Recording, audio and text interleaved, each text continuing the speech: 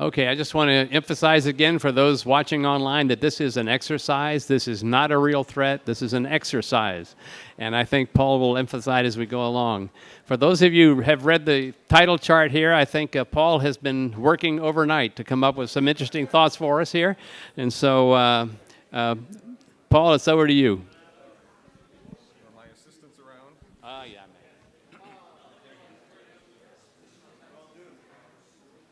We're all doomed, yes. This on? It's on, okay. Can you hear me? Okay. We're going to advance the scenario another, where were we last? It's another step of 18 months or so. And the characterization fast flyby mission has reached the asteroid. And as you recall, we had decided to launch that mission because we wanted to know about the asteroid right away. We wanted to know its orbital position as best as we can, and we needed to know about the nature of the asteroid. So, good thing we did, because the asteroid is binary, and it is confirmed to be headed for, no surprise, near Tokyo. I think many have guessed that. What a surprise. However, we were smart and we sent 6 spacecraft to deflect it. And we did so, and we knew which direction to deflect it. We wanted to deflect to the east, and so that was a wise decision. But let's see what the new data will tell us. So, this slide talks about what results we could get from this we did get from this fast flyby mission. So, a lot of images, and they would provide key tracking data. So approaching the asteroid, you would see the uncertainty region on the plane of sky. We couldn't predict exactly where it is, but as you first detect it, suddenly you know where the asteroid is on its trajectory, and combined with the ground-based data, we would now have the orbit for this asteroid pinpointed to an accuracy of 1 kilometer or 2 on the impact point. So from here on in, there's no more orbit uncertainty, effectively. We know the orbit of this asteroid, until we start moving it around, of course. But that's tomorrow's story. So we know that the asteroid is headed for Tokyo, and the uncertainty in that is just 1 kilometer or 2. That's 7 years away. What to do? But the flyby also revealed that the asteroid is a binary, which was unanticipated. I mentioned that we had light curves in a previous inject, but these were done at very faint magnitudes, 23rd magnitude, 24th magnitude, and you need more brightness. You need more photons to really get a good light curve, so they were ambiguous at best. And there were no mutual events because the orbit plane of the secondary simply was in the same plane as the orbit of the asteroid around the sun. So we didn't have mutual events. The sizes of the two bodies are well known now, 270 meters in size, and a secondary that's roughly 100 meters. There is some ambiguity because it's a fast flyby, and you're not seeing all sides of it. Even if you pan the camera as you go by, some of it will be in darkness, and you'll need perhaps infrared imaging, I don't know, to see as much as you can of the shape of the asteroid, of both components. The orbital radius of the secondary is on the order of 1 to 3 kilometers. And I'm going to be vague on this. And the orbital period I mentioned is several days. So I ran the numbers, and that's more or less right. I'm going to be a little bit ambiguous in this, so you're going to have to accept the fact that this secondary is only loosely bound to the primary. Now, we know of many asteroids, binaries, that where the secondary escapes, and we have asteroid pairs going around the sun. Okay, so this is not unprecedented. This is not an unprecedented configuration. So whether it's likely or not, well, how much of this is likely? I'm not sure what we would say. But anyway, let's assume it. The approach images have also provided enough data for IWAN to estimate the mass for both components. And the mass turned out to be 20% higher than had been assumed. Yesterday, I was saying that and doing the calculations of how far the kinetic impactors would move the asteroid, I said that we were assuming a density of 1.5 grams per cc. But I didn't get any questions on what the uncertainty was on that. So, surprise, it's going to be a little higher. It's 1.9 grams per cc. We know the size, shape, and volume much better, so there's the density. And we're now on the day 3, there's the URL. I'm not sure these slides are up, but the press release is on that page. Here's the impact footprint. Okay, I think we're meeting somewhere in here. I think we're in a dangerous spot 7 years from now. So yeah, the footprint is quite narrow. There is a little bit of uncertainty, but it's pretty insignificant. Now, let's talk about the deflection campaign. Same page organized a really extensive and effective campaign, or so we thought, with multiple space agencies and various launch vehicles, which is the right way to do it. A total of 8 spacecraft of various designs were approved yesterday. Thank you, world leaders. They were all using solar electric propulsion because we're deflecting this thing in an eastwards direction, and it had to get into this really difficult orbit. So they were under development for the last 2.5 years, which is an aggressive schedule, but it's feasible to do this. Only 6 spacecraft were completed on time because these are difficult spacecraft to build, and not all space agencies can build these spacecraft in that amount of time. That is the argument here. So we have 6 launches occurring over a 3-week period in March. That was 2 months ago. So we already have our fleet on the way. It's a fleet of 6. One of the launches failed, leaving a total of 5. We had that reliability discussion earlier today in that paper. So let's assume one of the spacecraft failed in launch. So we have 5 left over. The kinetic impactors use an intercept trajectory, as you know, that boosts the velocity of the asteroid, which moves it eastwards. So westwards was not approved. And let's see, it arrives at the asteroid with a relatively low velocity of 8 kilometers per second. I'm not sure I mentioned that, but that's why it doesn't move the asteroid nearly as far as the westwards deflectors.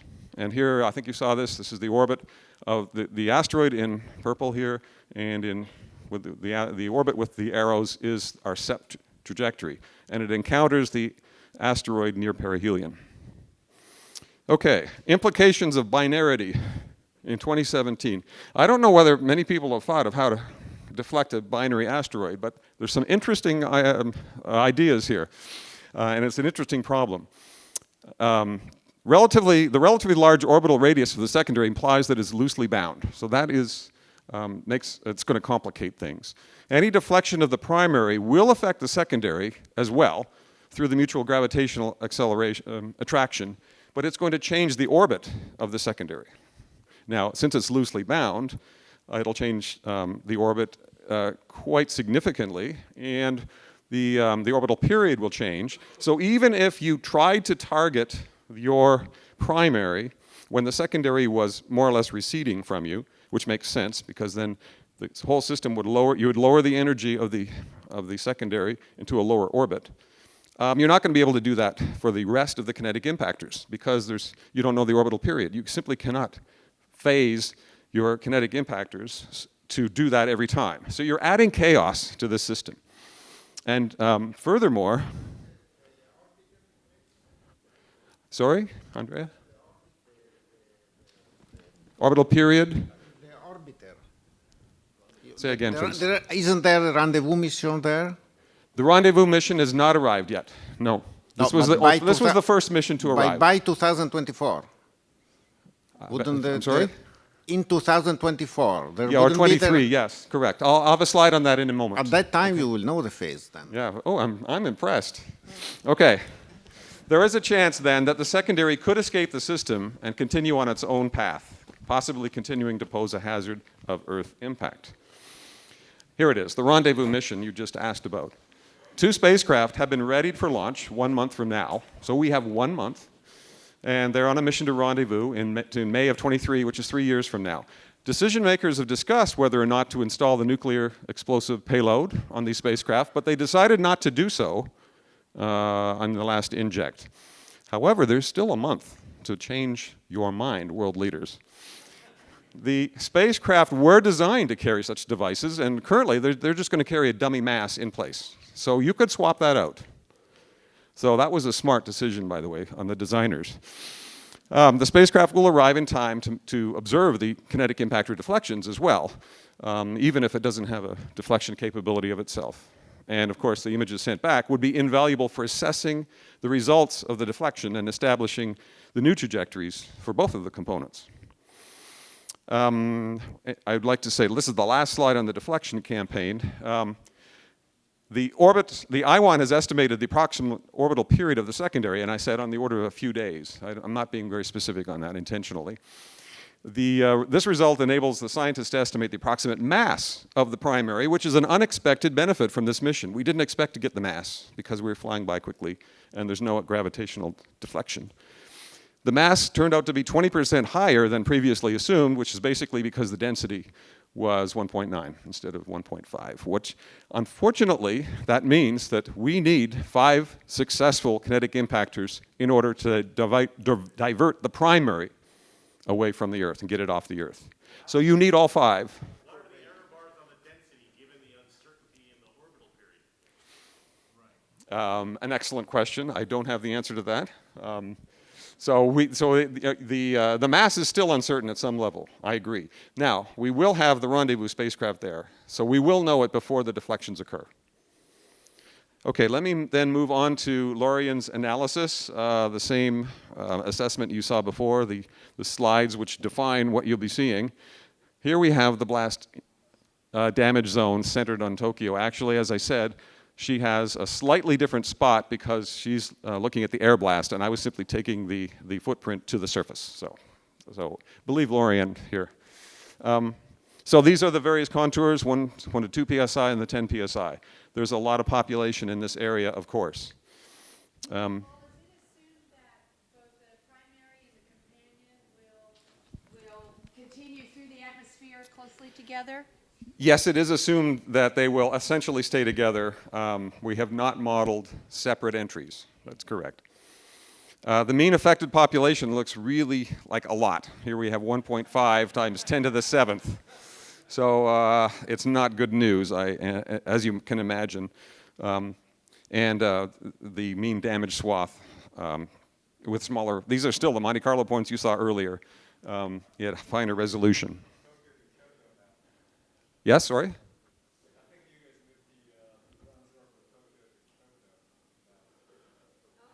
I don't think so, Lorian. I think this is Tokyo. I could be wrong. Go back one slide. Yes, something doesn't look right there, I have to say. Okay, please ignore this slide. I think there's something wrong. Is this the primary or is this the secondary? This is the combined primary plus secondary, the total mass. The whole thing. The whole thing. All right, my last or penultimate slide is the damage level probabilities, the effective population. Here we see that there is a 20% chance of 12 million people affected, and really, if you just integrate over that, you're getting close to the total population in this region. So it's a large number of people. The trajectory for the rendezvous mission, which I said was, you actually saw this yesterday. My final slide then is the summary of the key dates. We have the day 1 inject, the day 2 inject. So we have moved now to when the flyby has arrived. We have a month to go before the rendezvous mission leaves.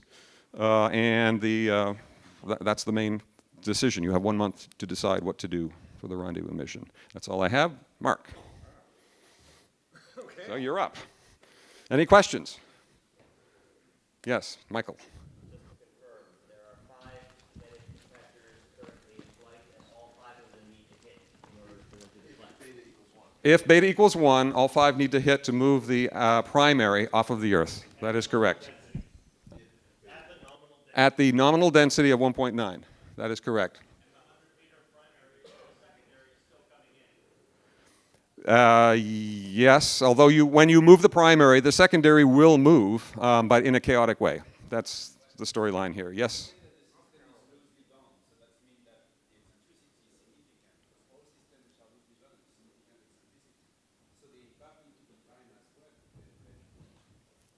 I didn't quite catch all that, Francis. The eccentricity of this orbit, I was assuming, I believe, a 1 by 3 kilometer orbit, a little bit eccentric. Yes. So you could, let me just explain. You can come up with, you want to hit when the secondary is moving away from you, and you can do that on the first time. But you may have no choice on what the radius, you may be at apoapsis when you do that, or maybe at periapsis. So there's these combinations in which you can excite the system, and you don't really have control over how you do that. And you don't really know the orbit that well to begin with. Can you allow me to object to your definition of the orbit as chaotic? The orbit of the satellite is perfectly regular, and once you're there, it's exactly predictable. It And is, until therefore, you start hitting it. It's exactly predictable where it ends up as a function of the time of arrival. Yes, my argument here, little hand waving, is that the orbit of the secondary will become unpredictable because you're introducing an unknown change to its velocity. Its orbital period will change, and you can't then, in the future, time your subsequent impacts. If it goes away at the first shot, it's okay. Say again, I'm sorry. If the secondary is separated Yes. at the first shot, Oh, that's possible, but then the outcome is perfectly predictable. yes, fair enough. Yes, but I don't think that's necessarily the case. All right, Mark. I'm sorry, one more question. Oh, one more question. Do we know the orbit plane of? Do we know the satellite orbit plane relative to the incoming kinetic impactors direction? I believe we will know that from the approach images, but only approximately because you're only going to see it. Is there a for- chance that the impactors could accidentally hit the? Is there a chance that the satellite is going to be in the way? There is a chance, yes. I think that you would be able to time the first kinetic impactor so that wasn't the case. I would think that you would know the orbit that well. But all subsequent kinetic impactors, you can't really. It's random. From the 1st to the 5th is only a few days? Yes, we were, I think, assuming something like, Brent, are you here? Yes.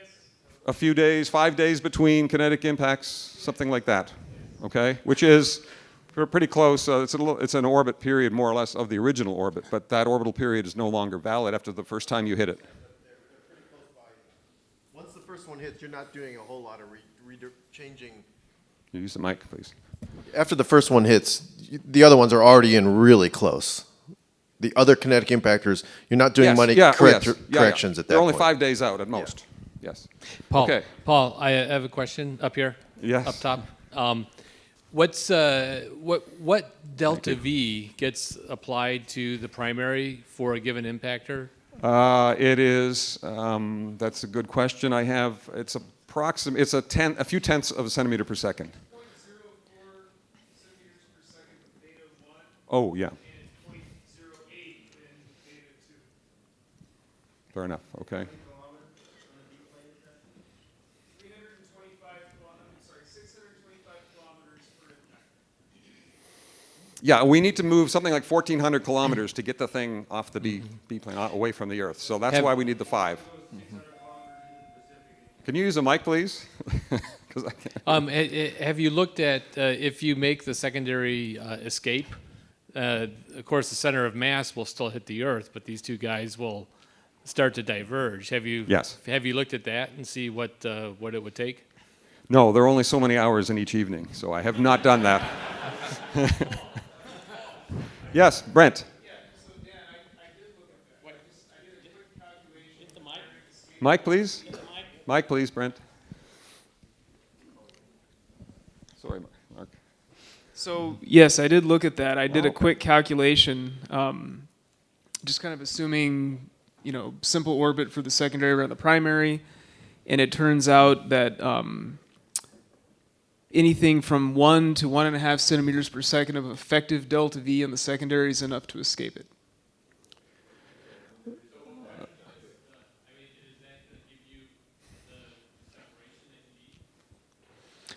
Oh, could we Well- carry this discussion on in the individual groups? I think we're using up too much valuable time. Maybe one more question, which could be of general One interest. question. Okay, last question. Yes, so you took pictures during the flyby. Yes. Does the primary look in any way strange, like a loosely bound contact that it could, on the slightest touch, break into more pieces?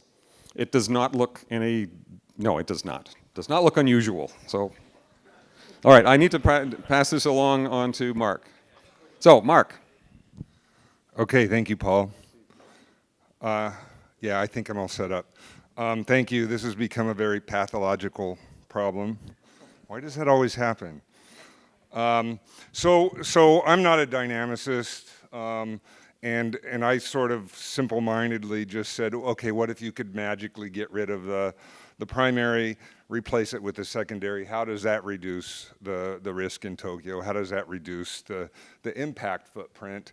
And so I did a 3D model. I did various models, generating wind fields. Now I do it differently than other people because I started off modeling Tunguska, which is dynamic pressure is what matters for tree fall, and I just stayed with that convention. But once you get away from ground zero, there's pretty much a one-to-one correspondence between wind and overpressure. So you can map these to damage zones at least once you get away from ground zero, and we have the scale on the bottom there, winds in meters per second. And I used the equivalent of a 90-meter diameter asteroid, but at high density. So it's roughly the same as the binary that we've discovered. Now, this is, you may remember what I presented on the first day, and this was the kind of quick and dirty. I used the Purdue impact simulator for the worst case over Tokyo. You can see that this is a much, much bigger impact zone with lots and lots of people affected. So even if the secondary continued on its merry way and hit the worst possible place, which is Tokyo, the densest population, biggest city, you've reduced the risk by a lot. Now, we don't know what direction it's going to go. As Paul pointed out, it's chaotic, and I can imagine a situation where you can't phase it on the second kinetic impactor, so it actually may the satellite may be coming in the direction opposite of the delta V, right? So if it escapes on that one, it ends up having a negative delta V in the opposite direction. And so the rest of the world is back in play on this again. So we've basically swapped the risk out. So the risk has completely changed, and it could go off the other limb, in fact, I think. So Barbara has put together, she's done some data gathering on demographics and industry. I showed some of this on the first day, and I was actually surprised. I didn't realize that Tokyo, Yokohama was the largest, most populous metropolitan area. There are lots of industries that are enumerated here. We can go into more detail, but I just wanted people to see that there is a lot of economic data, and so we can quantify the damage in economic terms of an impact in Tokyo. And she's also put together data on relative economic value of various sectors in the economy. And again, we can go into more detail in the subgroups. Here's a map with various generating stations, solar and thermal. And you can see, in fact, right around this area, Tokyo Bay, this would be all wiped out. Now, we are going to know whether or not the secondary or the primary, if the primary fails, this is all in jeopardy again. But we will have years of notice, and there will be, a campaign to actually move all this stuff. So this is of deep interest to the disaster planning and management group. It's a very slow motion disaster with years of warning. This is a gas-fired infrastructure. I guess I have a pointer here. So you can actually see, let's see, I think this is a high pressure gas line, and I want you to pay attention where it goes around the bay here. Let's see, around here. I guess this is the bay here. The white is the bay. So right in this area. So if we're pushing this primary out in the main asteroid out into the Pacific, but we don't have 5 successful impacts, now we've got a tsunami. Now we can debate on the magnitude of the tsunami and how well it couples, but the tsunami that we've modeled actually does raise the water level in the bay. And you can see that here. The computational domain we used was limited to this square, but that's that part of the bay where the gas line goes. So water is going around, going into the bay. And that's, I don't remember how many meters, something like a meter or so rise in water level. Question? A meter or so in the bay. Much more on the Pacific coast. Now, we don't expect a big tsunami effect at Fukushima. We put this in for completeness, but there is still tsunami risk at Fukushima. There are nuclear power plants in this impact risk corridor. And remember, the risk corridor now goes back across where it did before, and there are 3 nuclear power plants in Japan in that risk corridor. So I did just a little bit of a sensitivity study, very incomplete. So these are my wind fields above for different altitudes of peak energy deposition, 12 kilometers, 6 kilometers in a surface burst. And you can see there's a difference, and we map those to damage zones. The high one, there's actually a hole in it. Well, that's actually high damage there because, we are relating this to horizontal velocity of the air, wind speed, but there's actually vertical wind speed. There's a vertical blast there and very high dynamic pressure, very high static pressure. But you can see that the scale of the zones is not that much different. It's not highly sensitive to assumptions, even coming in at 20-something degrees. This is coming in at a fairly shallow angle compared to what I showed the other day for central China. And this is just the mapping of overpressure, I think, to, overpressure and wind speed to the damage zones as we've defined them. And now I just want to show a quick sequence, essentially a little movie.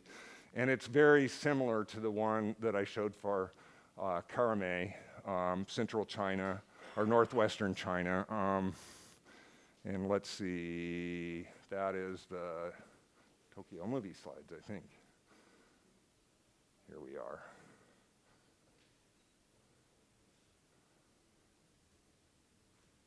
Okay, so here's Tokyo. So this is what would happen, approximately what would happen, again, very similar to Karame, China, if this main body hit Tokyo. But it's coming from a different direction because this is closer to the limb, so it's coming more from the west. And you can see the same kind of pattern. There's the damage. It's growing. And that central area is also bathed in very high temperature air. The fireball is expanding from that central area. And you've got a wind scale in centimeters per second on the lower left, and this box is 240 kilometers in diameter. So this is a huge area. Now, so that's the good news. That's gone away, or we're going to make that go away. The bad news is we may be pushing the secondary, the moon. It could end up over here. So you might end up wiping out Kaliningrad or Belfast or some other city along that western line. And so Russia, you need to take care of this. You should have put a nuke on that observer mission, I guess.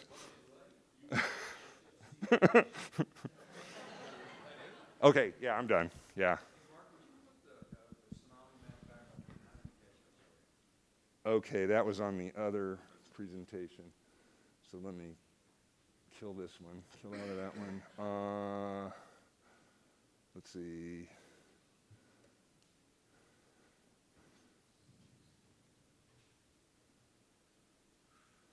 And I didn't show the full tsunami. Now, the tsunami is back in play, and in fact, the tsunami magnitude that we estimate, it's really an air blast-driven tsunami, and as we move in increments, in quantized increments, we move it further and further into the Pacific, it's getting closer to Hawaii. It's getting closer to California. And this tsunami is of a similar magnitude to the 2011 Great Tsunami. And that one was right on the threshold of a serious problem for Hawaii. So we are actually transferring risk from Japan to the United States with this deflection. Let's see, I was going back to that tsunami. There it is. Okay, so this is, what this shows is the peak wave height. So at every point in the ocean and in the bay, the color, and I'm sorry I don't have a color scale on there. The color is an indicator of the maximum wave height that passes that point. Out in the ocean, it gets up to something like 25 meters. In the bay, it's down to on the order of a meter. And it is focused. You can see, because of refraction and due to the bathymetry, you see strong areas where it's focused along the coast. So, other questions? Yes, back there. Is it hitting at high tide or low tide? we don't know that yet. I guess we. Yeah. Any other questions? Oh. Hey, Mark. You said that by decoupling the primary and the secondary, we're putting the rest of the world back into play. Yes. And as my constituents are watching this live, they're blowing up my phone, worried that you mean anywhere on the globe. Do you mean anywhere, or just in the original impact hazard corridor? Well, that would be a question for Paul, but I think it's mainly along the risk corridor. Am I correct? Paul is nodding and said yes. Okay, just along the risk corridor. Yeah. Thanks for that. Sure.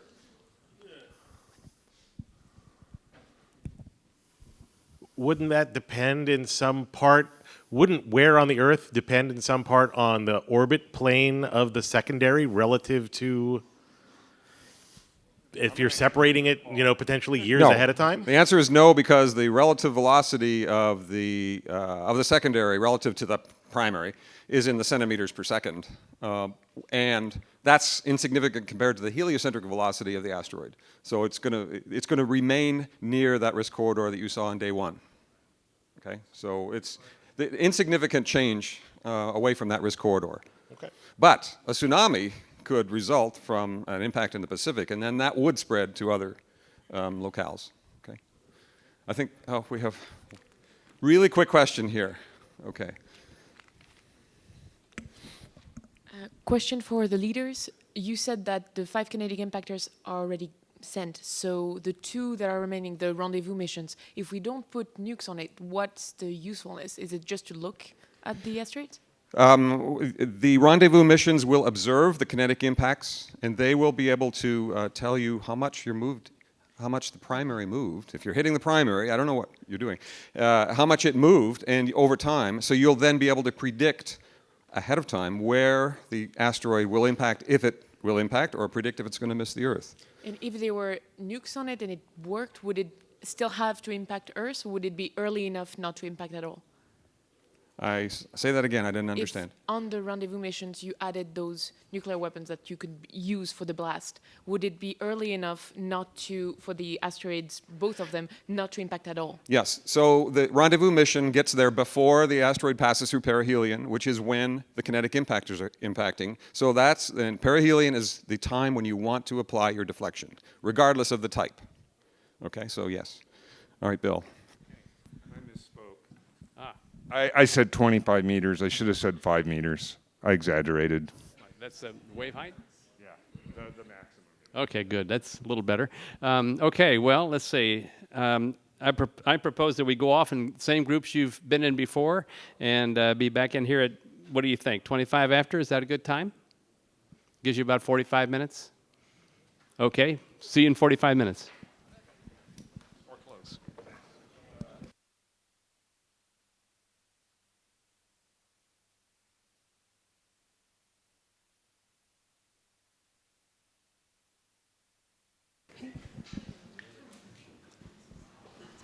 Good evening, dear esteemed world leaders. My name is Eva Lily, and I represent the International Asteroid Warning Network Group. And here are I present our recommendation. So we assume from the mission design of the Rendezvous missions currently on its way that we will have all the tools and technology and cameras that will help us to characterize better the physical and dynamical characteristics of the system, including the mass density, the mass and density, and also to put a better constraints on the orbit of the secondary, make sure that none of our kinetic impactors will be actually endangered by the secondary. We also know that we will have a radar on board that will tell us more about the internal structure of the asteroid, because there is a very big concern that this asteroid might be a rubble pile and it's rotating very close to its breakup limit, and we are afraid that after the first impact it might actually fall apart, and instead of two well-characterized pieces coming towards the Earth, we have more, and we don't really know how they will be dispersed. That's why it's critical for the rendezvous missions to stay safe during the impact. So we're hoping that somehow the instruments were made resilient to survive the first kinetic impactor. And also, after the first impactor, we will know better what the outcome will be, whether we'll still have two big pieces or many other fragments.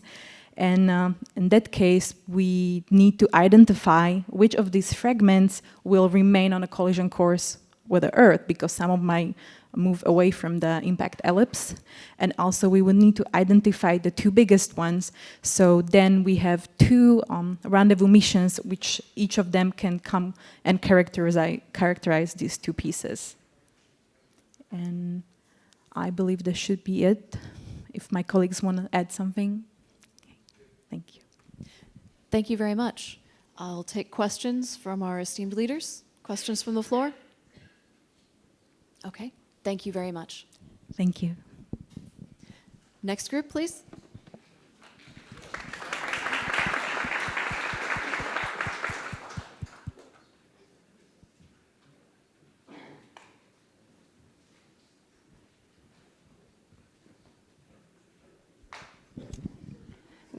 Good evening. I'm sharing our discussion from the impact effects group, and what we believe is that it is important to not disperse the impactors into separate impacts, which would end up increasing our damage. If they both hit together, we only really need to worry about the damage area of the larger one. We can't kill anyone twice. So what we recommend is still attempting to move it offshore by impacting the system 2 times. That would move it at least 800 kilometers offshore, and we believe that would result in a safe impact with very little damage. Even if there is a chance of tsunami, it would have a larger warning time and a lot of time to evacuate.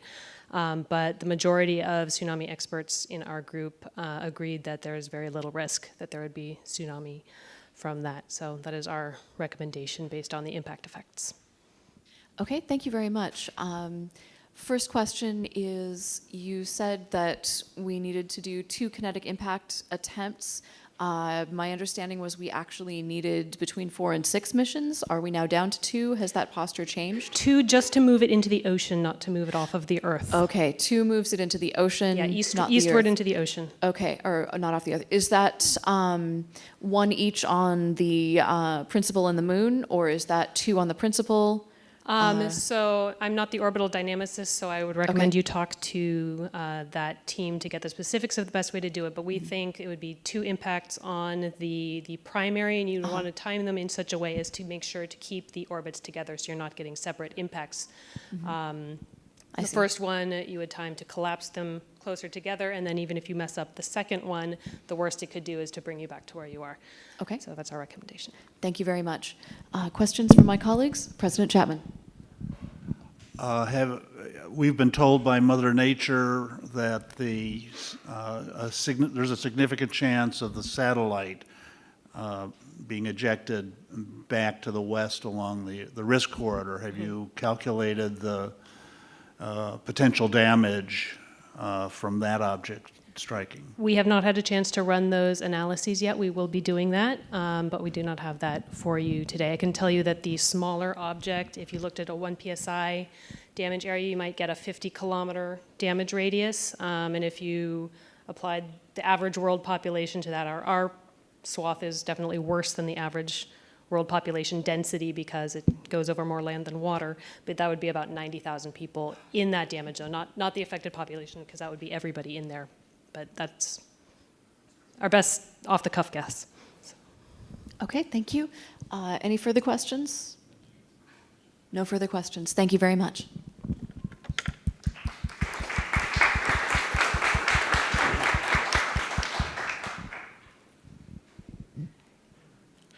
Next, please.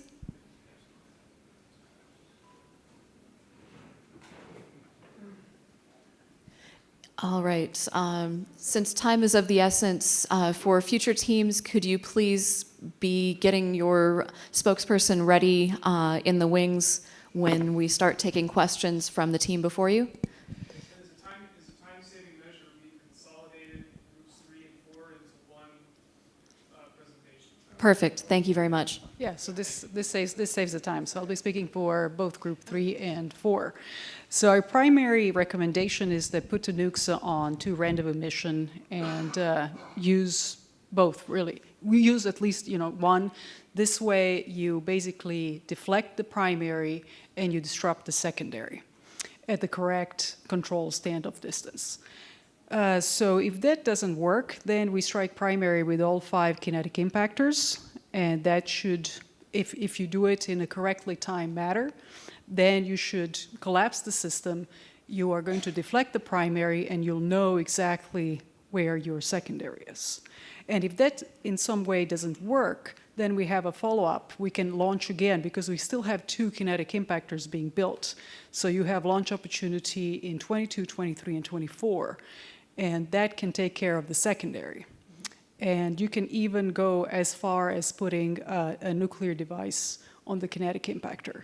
Can we see the secondary? Yes, you can, because you still have 2 rendezvous ships that are monitoring.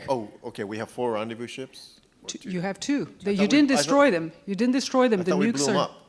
No, we didn't, because the nukes are deployed from them. But you don't destroy the ship. Okay, first question, and this I know may be homework for you. Since you are on orbit, I know we have precedent for bringing spacecraft in very close to or gently touching objects of similar sizes. Can you control with high fidelity the speed at which you deploy the NED and potentially give us a surface burst, which may do a lot more work for us? Could you repeat? When I deploy, would we deploy what? So you're deploying the NED, nuclear, the nuclear device. Yes. Can you control the approach velocity and height with high fidelity and potentially give us a surface burst as well as a standoff burst? And would that be a good thing to do? Would that give us a more complete disruption of, for example, the moonlet? Yeah, so the secondary should be disrupted, and we know exactly, it was calculated what would be the standoff distances, so it is between 1 kilometer and 1.3 kilometers. At that point, we saw that, at that point, the primary is going to be deflected, and so we know exactly where we're supposed to be, and since we have already orbiter, we know exactly, it would be a stable orbit. Okay, okay, thank you. Questions? Yes. Thank you for your presentation. Representing the Plan B alliance, the way we designed to have the nuclear weapons ready, we explained to our constituents that we were using them only if the kinetic impactors were not working, as it is a Plan B. Following your explanation, it seems that we will use them first. Can you explain to us why it's better to use the nuclear weapons first, or if we could wait to see if the kinetic impactors will have a positive impact and then possibly only use one of the 2 nuclear weapons? Thank you. Yes, because if you already launched the nuclear weapons, then you might as well use it. It's from engineering perspective, that is kind of the cleanest way to take care of this of the problem. So you definitely want to use them. Is it a question of debris from the kinetic impactors posing a risk to the spacecraft? You could, at that point, you can go in some stable orbit far enough from where you can observe. I mean, this is not the first time that's been kind of planned. Okay. Further questions? No further questions? All right. Thank you very much.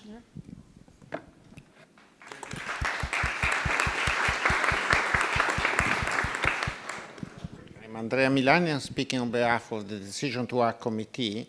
Our task is to suggest decisions could be taken into account the current knowledge and current uncertainties. And it's clear that what we are proposing is motivated by the fact that there are too many uncertainties, so it is essential to leave all the options open.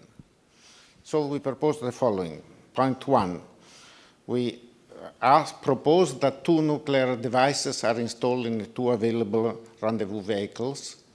Again, they will be used only as needed.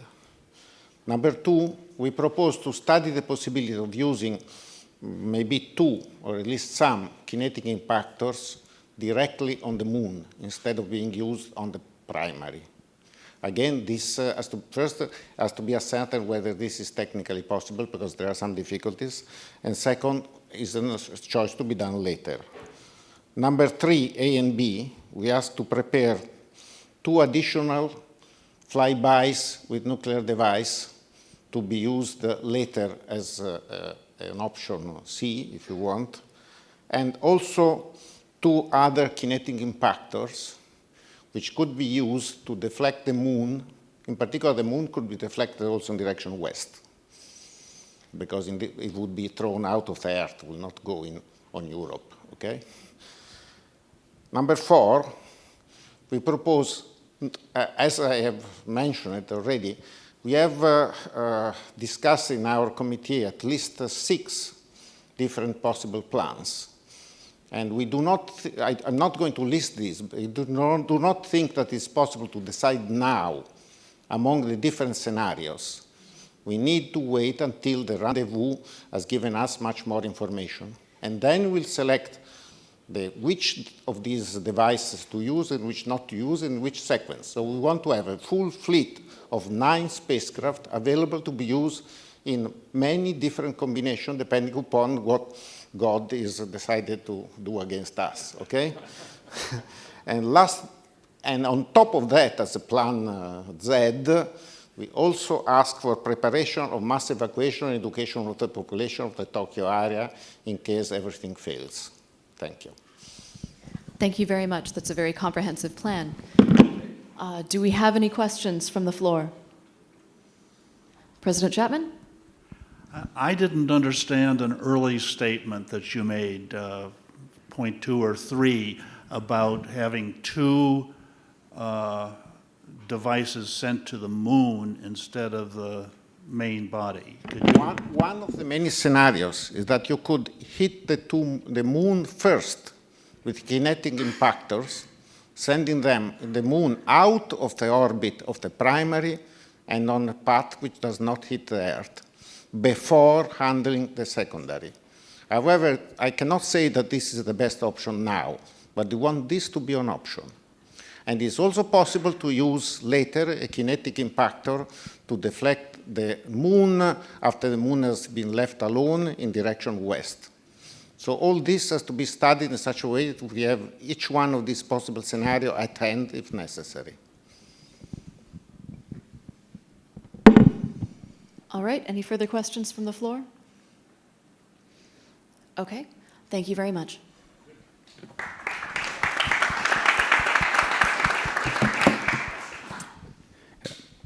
Good afternoon, dear world leaders. My name is Frank Marchis, and I'm speaking on behalf of the communication group, which is composed of members from different nations.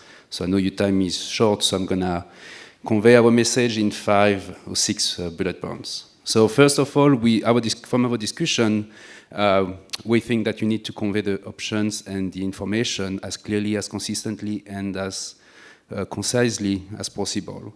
And one key point is that despite the difficult challenge we are facing right now, the flyby was successful, the 5 kinetic impactors could make a difference.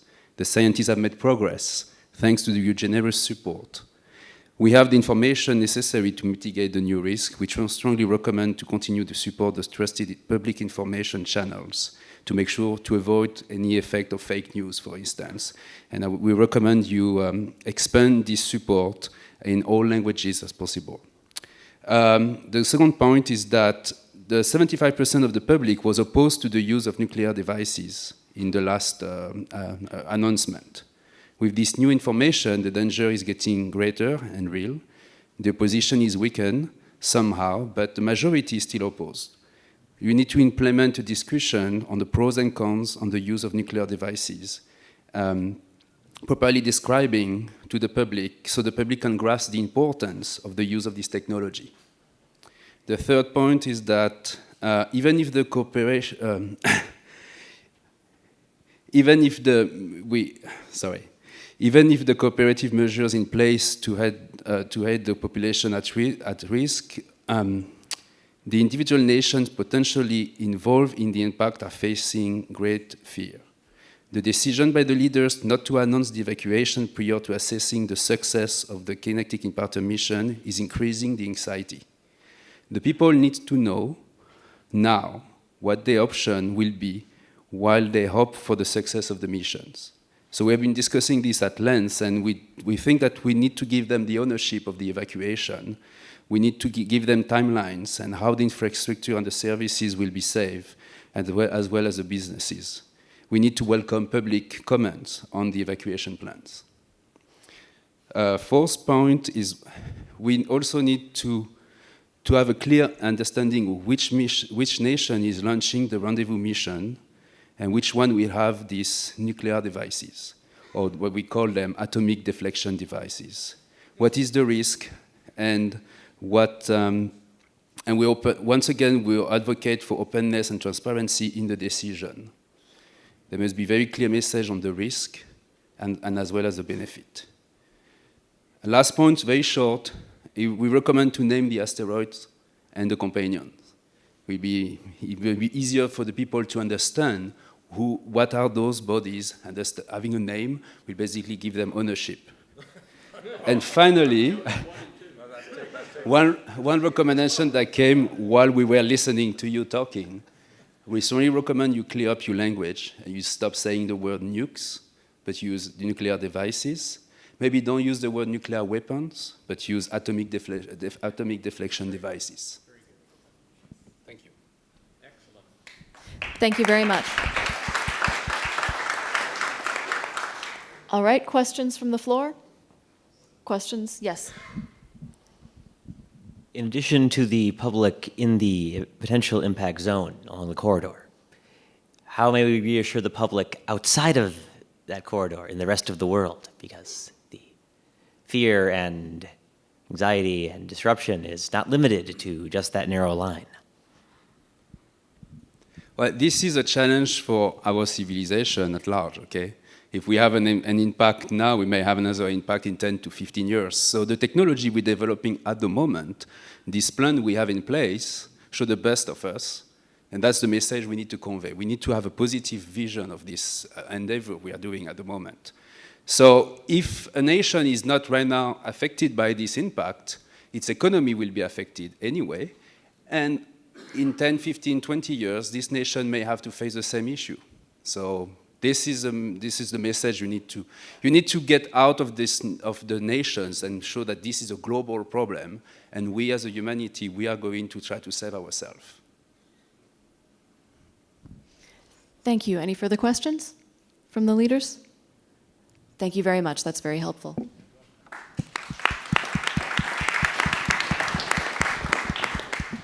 Okay, as I learned yesterday from Bill, my name is Barbara Jennings. It also says that on my name badge. I'm representing the Disaster Planning and Management Group. There's no need to do a lot of action right now from our side, but there are a few points which we want to expand on. I think it is, as we heard also before from our colleagues from the Decision to Act group, it's important to continue planning for the relocation in the primary impact location. And we should also plan for a secondary impact on what to do, but we don't yet know where it is, so maybe that's too premature. We also recommend or will recommend to the communication group to use terminology which sounds non-threatening. For example, this is a planned relocation, and even with the new uncertainty, we'll do everything we can to avoid loss of life. We want to continue, as was, I think, mentioned yesterday, to work with various groups in terms of economic fallout, guaranteed livelihood and property values. So we need to work with banks to make sure that if somebody sells their property, you don't lose value and things like that. And this is where we may need support from the leadership. We, as disaster groups, we would expect to give input to the communication teams, verify communication channels. We think it's important to tell the people what the timeline is that emergency response agencies would need to react. So we don't need to do anything right now, but we have to tell people when we will be doing something. And that's something we would communicate via the communications group. And I think that's basically it. Did I forget anything, Detlef? No? Okay, good. All right. All right. All right. Thank you, Ms. Jennings. Do we have any questions? Yes. Yes, I think timeline is very important. And did you discuss something related to timeline in detail? Yeah, we worked that out, but it's going too far now to present that to you, but you can find that in the debrief pack of 200 pages that we will give to you later.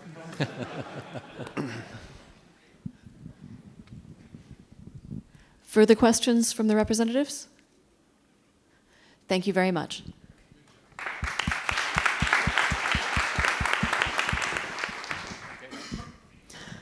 All right. It seems like we have some decisions to make. We have a lot going on in our countries. We've had several years of concern, several years of fear. You'll recognize there are some faces missing from the last time we met. Elections have consequences, as do our decisions. So we have a lot to discuss. We have choices to make. At our last meeting, the inclusion of a nuclear explosive device or atomic deflection device was filibustered in this body, vetoed in this body by one of our esteemed members whose country will now bear the majority of the consequences of this decision. We would like to yield the floor to you to express your opinion on the possibility of inclusion after all in next month's launch, and about your concerns for the threat to your country, to your people, and also to your culture. We're all very cognizant that the destruction of a major portion of this country poses an existential threat to your people and your culture, as well as the infrastructure. So I yield the floor. Other mic. Thank you.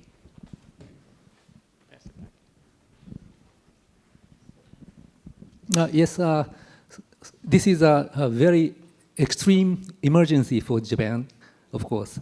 And if such thing occurs, we must think many things. So,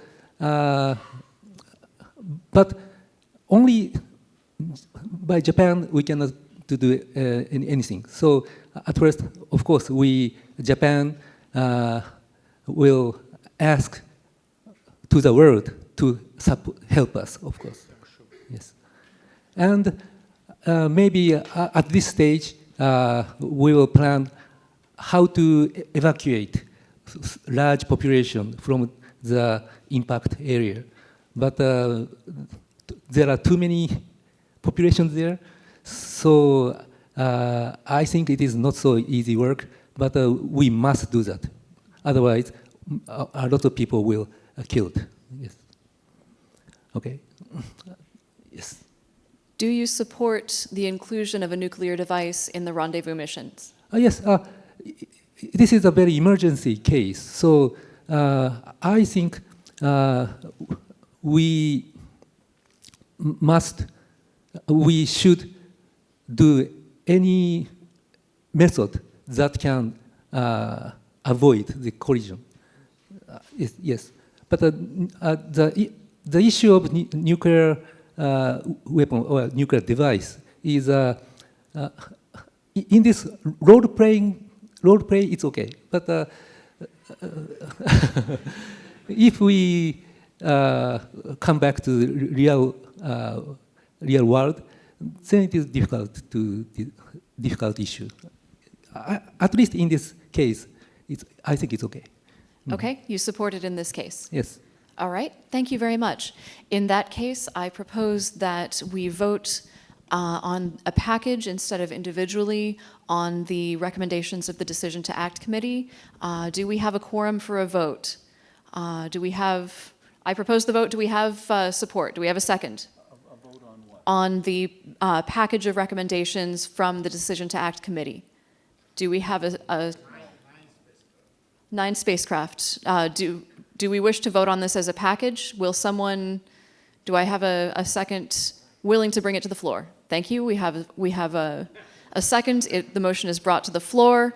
Should we pass? All right, you propose discussion, but we bring it to the floor. You can vote yay or nay. All right, yay or nay, do we support? Can we discuss it beforehand, before the vote? There's issues to discuss. Yeah. There's issues to discuss? Okay, go ahead and give him the mic, President. Okay. President Chapman? No, it seems to me that in view of what we've been told, that a majority of people in the world oppose a nuclear device and so on, that we should consider voting to carry them, but perhaps consider having them in all respects the very last recourse. And that's not what I heard among the description of potential scenarios for using these various spacecraft and devices. So I think, the package included no consideration of the priorities. Your point is well taken. My understanding of the recommendation was that the intent was to keep all options open, that it was not resolved to use yet, it was resolved to launch. Keeping options open doesn't describe the prioritization, and I think that the people of the world and even people in Japan would be concerned about having options just all available at an equal level. So I think there should be a statement of the strong intent to use the kinetic impactors until there is no other option left. All right. For the main body. And all right. Excuse me, if I might break in, this august group of world leaders shows an astonishing lack of curiosity. If I were a world leader, I'd be demanding to know what the probability of success is of all these plans. I mean, how can you make these decisions if you don't know, is the kinetic impactor plan going to work or not, or what's the probability? I would get the technical people back here and say, tell me, is this going to work or not? They gave us some assessment of probabilities at the last meeting, and we have to launch either yay or nay. Can we bring back our advisory? You have also to read our 200 pages report, which contains a total of 12 scenarios covering all the possibilities invented by God to kill all of us. and for each of one, there is an estimate of the probabilities, but this is an enormously complicated discussion, and the decisions must not be taken at this point. I think there is agreement on this. As for the fact that there could be priority to the use of non-nuclear method, I can agree, but priority if this is believed to work. We were briefed on the mission probabilities of success this afternoon in breakout sessions, so you may not have seen that off stage. We have also the reports, and we have to launch the first of these series of missions in 1 month, all of them before we meet next. So whether they work or not, the assessment seems to be that they should be launched, and then we will verify the probability of success, and if that turns out to be disadvantageous, we can instruct any of these missions not to complete at that time. Is that correct? Thank you. Yes. Yes, to respond to some of the questions that were asked to the world leaders concerning the nuclear deflection devices, since 2 years ago, after China and Japan vetoed our action, a Plan B alliance was created. The three main members of this alliance are the United States, Russia, and the European Union. The two nuclear devices have been built in the United States and in Russia, and are ready to host the launch of the rendezvous missions with those nuclear devices on it in Cape Canaveral and in Russia. And our European colleagues have agreed on developing also a nuclear device that could be used later on, which means that while we were doing this 2-year study and the development of those missions, we also contacted our nations as well as the communication team that has been presenting those results earlier, and they were much in favor of the use of those nuclear weapons as nuclear devices as a first option. I will learn this. Which means that concerning the Plan B alliance, we see no problem in using the nuclear devices as a first option, at least during those 2 rendezvous missions, and then we would need to reconvene for the further use of nuclear devices, if necessary, prepared by the European Commission or other actors. At that point, it seems like the launches of the 2 rendezvous missions are somewhat beyond the control of this deliberative body. Would you consider that to be the case? The Plan B Alliance has presented their results and plan to the United Nations and has been approved. So for the 2 rendezvous missions to be sent by Russia and the United States, this is a go. All right. From our colleague from Russia, is your sense the case that unilateral action would be taken? I think we agreed on in this emergency case, there is no other policy than just to be united. All right. The rendezvous missions are under unilateral control then. We will not vote on them. Yes. I think it's worth to say that we also discuss the possibility that we might consider the idea to build a new spaceport somewhere which is out of the territory of nation states, because one thing is to make the decision over creating the nuclear device, the other thing is to launch the nuclear device and be responsible for the launch in space. Just an idea to consider in case of nuclear solution is on the table. Plan B alliance, are you worried about it?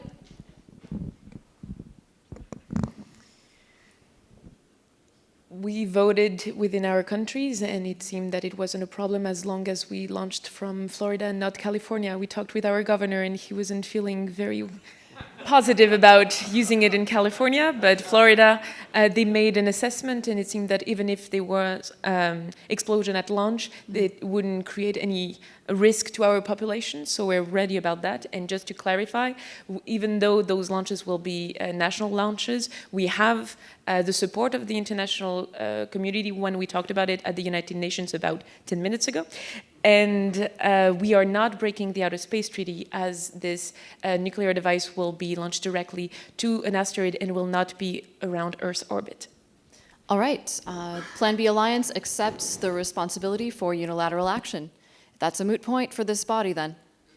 I don't think we should be calling it unilateral action, because in a crisis, it is possible for world leaders to discuss right to the very top that we agree to do something together. I mean, I'll use an example like World War II, where the Allied countries, they ceded control to one supreme commander who came from one particular country, right? And they did it because they had to do it. I don't think that's going to be an issue. I think that, so I really don't think we should be ever using the term here. Unilaterally, we're doing it as if we're doing it against the wishes of others. You need to all stand up there together and say, this is what we're doing. This country has the capability and they're taking on that aspect of it. I would put it that way. All right. Then we will revise our terminology per your recommendations. However, it stands that the Plan B Alliance accepts responsibility for their action. And I hope your alliance holds together if it doesn't work. All right, moving on. We have to vote before launch date. So the launch from... Excuse me. Yes. Isn't it possible, and isn't it actually important, you know, that the world community actually endorse this approach if we can, you know, to give support to it, rather than to leave out there the idea that we're conflicted and can't even agree to launch these nuclear devices. Are you raising a motion in support of the launch of the Plan B Alliance? I would move that we support the placement of nuclear devices in these. I'll second your motion. Motion to support. All in favor, say aye. Or raise your hand, rather. Motion, majority, motion carried. Okay, we are in support of a launch of nuclear explosive devices on the Rendezvous Missions. Kinetic impactors. Motion, second. All in favor of the kinetic impactor recommendations as stated. All right, unanimous? Kinetic impactors supported. There were many more points from the decision to act team that I'm not recalling off the top of my head. Two additional nuclear device. Two additional kinetic impactor to be used eventually, possibly on the satellite for Deflection West to be launched later. These are already in preparation, so it's just a matter of completing them. Okay, thank you. Two additional kinetic impactors, motion raised, motion seconded, motion carried. And two additional nuclear flyby missions. Motion raised, motion seconded. All in favor? Do we have a majority? Yes. Motion carried. And the plan for evacuation of Tokyo was mentioned by all committees, essentially. All right, plan for evacuation, support from nations not affected, motion raised, motion second, motion unanimous, motion carried. Thank you very much. All right, we have a couple of other things to raise. We are, as human beings, people of action. We have been told to wait and see, to keep our options open. In my country, even though we're not on the impact path, about 1 in 5 people is still firmly convinced that they face mortal peril themselves. We need to give concrete actions, whether they help or not in this specific situation, to move forward our goals of preparing for the impact. We need to give people, both in and outside of the impact path, things to do. Otherwise, they're going to find things to do that may be counterproductive. I would like to propose that this body consider a plan of action, in fact, 2 plans of action. First, for those who are within direct risk of impact, things that they can do to prepare, rituals that they can do. We may remember from the Petit Prince book, The Fox Told the Little Prince, we need rituals. We need actions. We need things to do to reassure ourselves and to bind us together.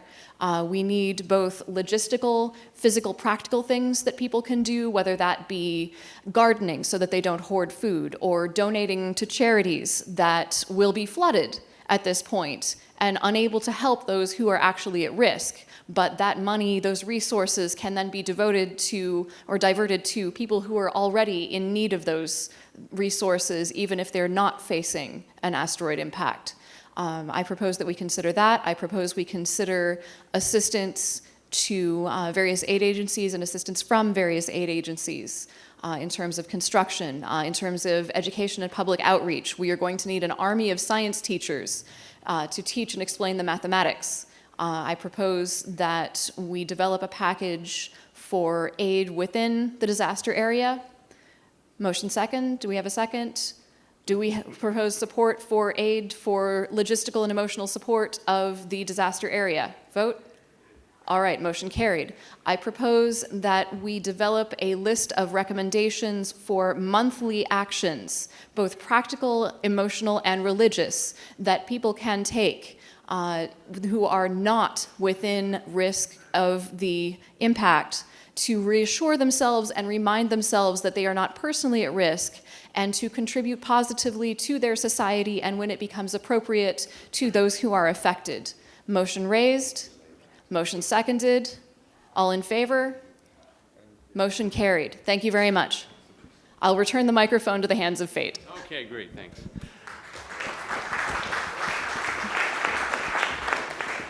Let me just emphasize again, for those who might be watching online and came in late, this is an exercise.